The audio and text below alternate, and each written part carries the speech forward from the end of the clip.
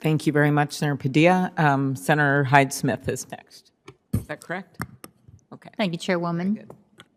And also want to thank the panelists for being here today. Certainly appreciate that. And my question is directed to Mr. Keating. In your testimony, you stated that the Disclose Act would harm the rights of Americans guaranteed by the First Amendment to freely speak, publish, organize into groups, and petition. How significant are the risks to our First Amendment rights of free speech and association under the disclosure requirements in this legislation? Well, I think they're very significant. We would see a real atrophy of national organizations being able to influence policy. I think there's actually a great deal of confusion about what is actually in this proposal. Just calling something a campaign-related disbursement doesn't make it a campaign-related disbursement. We're talking about expenditures on communications to the public that could be even a year or more away from election. It doesn't do anything to urge anyone to vote for or against any particular candidate. And yet this bill would sweep that in. It's really a form of not only campaign finance, but it would be the first ever legislation to require disclosure for grassroots lobbying efforts. And this was tried in the 1970s, and it generated a huge amount of opposition across the political spectrum. And I think if there was understanding about that today, and in fact, I think if there was a danger of this actually becoming law, I think a lot of groups would emerge and say, look, we're all in favor of disclosure for actual campaigning for or against candidates. But we're not in favor of here is advocating on important public issues. And whether you're on the left or on the right, there are going to be causes that are minority viewpoints where people are simply not going to be willing to write a check or make a donation to support an unpopular cause. It could be because where they live, it's unpopular, or it could be unpopular throughout the country. So I think, I really fear if this bill becomes law over time, over decades, it will make it far more difficult for minority viewpoints to appeal to our fellow Americans to say, look, rethink things. We need to make these changes nationally.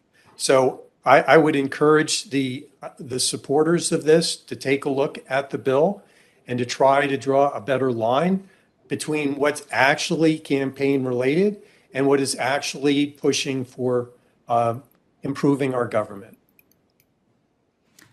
Thank you. And also, Mr. Keating, what are the risks associated with publicly disclosing the names and all of this personal information on donors to super PACs, considering the growing risk associated with the cancel culture in this country, in which individuals, businesses, or organizations are targeted with protests or threats of positions that they would take?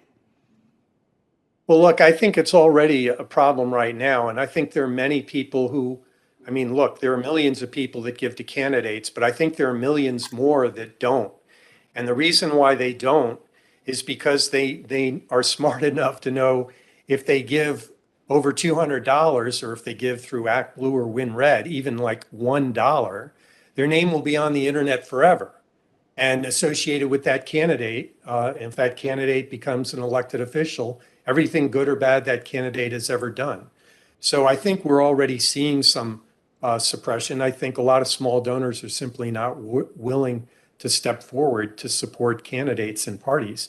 But I really fear that if we expand this to advocacy on issues, as this proposal would do, we're going to see it very difficult to push for legislation to improve our government over time, over many years and many decades. Thank you, and I think everybody agrees we all want fair and free elections, but other members of the panel seem more than willing to embrace a broad expansion of complex financial disclosure requirements outlined in the Disclose Act. In your view, could the goals of this legislation be accomplished without infringing on First Amendment rights and a tangle of new bureaucratic mandates? Well, look, there are many different goals that have been expressed, so I'm not really sure what the goals are. I think if the goals were more clearly and narrowly stated, such as if money is given for independent expenditures, that should be disclosed. If that's the goal, then yes, I think you could do some things that would come a lot closer to that goal without infringing on First Amendment rights as this bill does. But the bill doesn't do that. And, you know, it doesn't do the other things. It doesn't address the other things about so-called independence that one of my colleagues on the panel has spoken about. Thank you. My time has expired.